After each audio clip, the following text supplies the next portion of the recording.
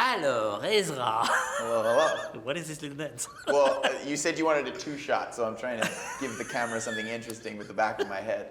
So I'm going to do little moves during your questions. Just nice. You got to keep do that for everybody all the engaged, questions. It's a triple, you know that. All right, let's start with the obvious one. How does it feel to be part of the Harry Potter universe? Oh, it's like getting into the most pleasantly aromatic and warm bath. The bath is filled with bubble soaps of my childhood dreams, and just the enthusiasm of coming into a story that you've loved the majority of your life. You know, it is a story, but it is not really the story. It's something else. The world of the story, the expanded story. How would you say that it fits into the saga? I think. Personally, this is my fan theory, is that we're going to see a lot of interconnection that we can't possibly anticipate now between this movement of story and the one that we're already so familiar with. I think she's a master, and we're going to see a complicated, interwoven story structure that spans a whole century in a way that's pretty unprecedented. Is there already some connection here in this one? Oh, certainly. I'm a fan, but not big fan. We do. There are plenty of connections. Ones that are apparent and maybe not so apparent. Like what? Well, I mean, obviously a lot of them I wouldn't want to say. Come on, it's just you and me. You are a bold-faced liar, sir. We can clearly see there are all these wonderful people sitting around us so quietly. No. I don't know if they've seen the film. You've seen the film, Zoe? No, come on, Zoe hasn't seen the film. You're not concerned about her getting spoilers? Sorry, Zoe. I won't do it again. No, but there's some crucial tie-ins that I think any fan, when they go and see the movie, will know what I mean right away. Okay, I just love your character. I mean, it's like totally new in the Potter universe, and then again, it's kind of inheriting a lot of traits of some characters that were developed. Can you tell me a little bit who is Credence and how it fits into the story? Credence is the foster child of this woman named Mary Lou Barebone. He is of age, but he still lives in that foster home. And Mary Lou Barebone, his mom, is the leader of sort of a witch hunting eugenics community almost, interested in stamping out abnormality in the human race. A scary thread of thought that we know is real in our world today. And it's interesting because this is in the 1920s, and we know that, like, for instance, the last great height of the Ku Klux Klan in America was in the late 1920s. You know, it was a time of a lot of intolerance because it was a time of destabilization and fear. And so he grows up in this home where he doesn't belong. And he's the survivor of abuse at the hands of Mary Lou, his foster mother, who in some ways abuses him the most, perhaps because he is abnormal. And sort of can't help but wear it on his sleeve. And this has led him to be someone very withdrawn and isolated, someone who's suffering a lot of confusion about who they really are, because he's never really been given license to be who he is, which is something maybe humans need. And it's also a very dark character. And I mean, I like that because in the Harry Potters, I love the dark part. I'm an adult, that's why. Sure. And this kind of adds something different, another dimension to the story. Could you talk about that? It feels almost that J.K. Rowling is stepping forward a little more in this tale and bringing some of her themes that we've observed in allegory deeper into the world of our collective reality. So there's something a little more confrontational, I think, about some of the work with thematic material in this story. And I think Credence is a part of that. You know, I think Credence speaks to a lot of the people who were maybe attracted to Harry Potter when we were young because of the way that Harry Potter deals with themes of trauma, wounds, abuse, neglect, and the human longing to belong and the possibility of human connection.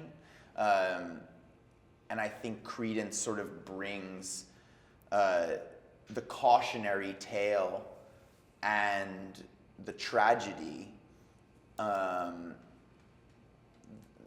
of that experience closer to the lives of the people who have maybe grown up, really relying on and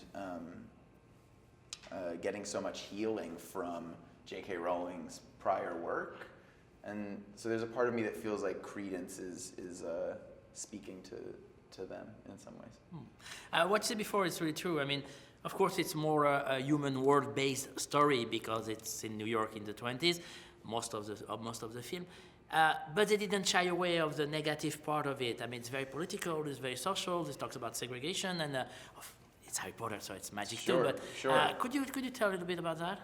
Yeah, I think at the root of these stories is this factor in the world, in this universe, that is a reflection of a factor that we see in our world, this divisiveness, this sort of fascism that arises when we turn against anyone and try to view them as an entity separate from ourselves, right? Othering of humankind. And I think this is a time in the world where we see Voldemort right now, Yeah, maybe seeing more of it Tuesday. Yeah. We see Death Eaters all over the world, coming from a lot of different places, but all with something in common, which is this human capacity to make someone else the villain, and no longer listen to them as a part of the human family.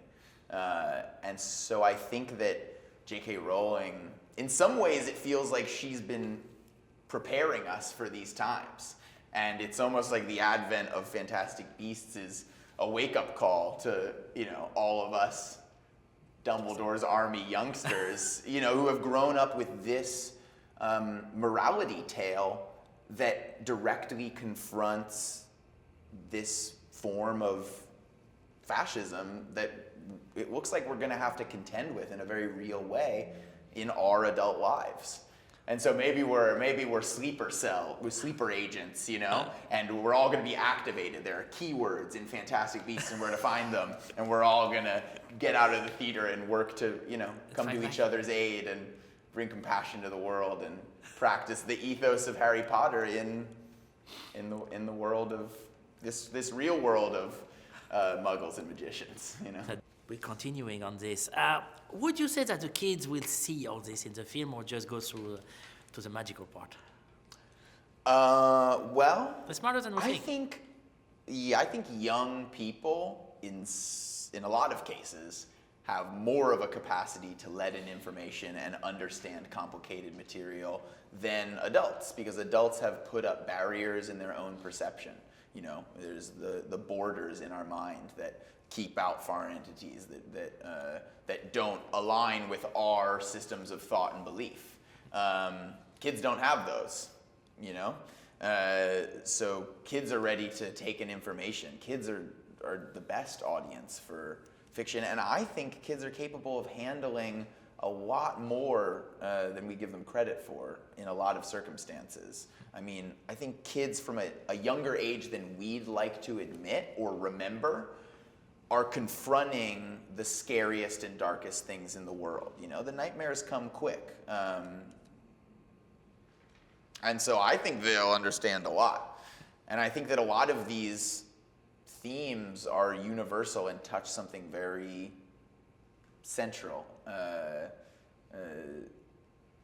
something very basic. So yeah, no, I think kids will get it. I wonder if of an adult. Adults getting it is almost the greater challenge. Was this the biggest movie you ever done? Did you do that before Justice League or? Yeah, this in many ways is definitely my first involvement with long-term involvement with a movie of this scale. I've done some days on other films before that were bigger, but yeah. What does that mean? I mean, when you get into a set like this one, when the streets of New York are rebuilt and this kind of stuff, does that change anything for the actor? I'll tell you, far less than I expected. I mean, I expected it to be very different, and I was girding my loins for sort of the image in my mind that I had of some Cecil B. DeMille production where everyone's getting electrocuted and you know everyone's yelling and it's scary and huge machines and everything's so loud and too many people to know who they are and that sort of chaos. The director with the bullhorn, but in reality, and that might sometimes be true, by the way, but in my reality, I got to work on a David Yates set, and that was more intimate, more quiet, more focused than a lot of independent dramas I've worked on. You know what I mean? He creates a set that is so conducive to nitty-gritty emotional detail work. You really feel very free in the atmosphere he creates. It doesn't feel like you are trying to operate as a small part of a huge machine. So really, when it comes down to it, sure, there's an enormous piece of New York City built on a London studio. But when you get into the space where you're going to do the scene, it could be a college student's film project. You know what I mean? Where we're going to rehearse it a bunch of times and try it a bunch of ways and, you know, focus on the simple stuff.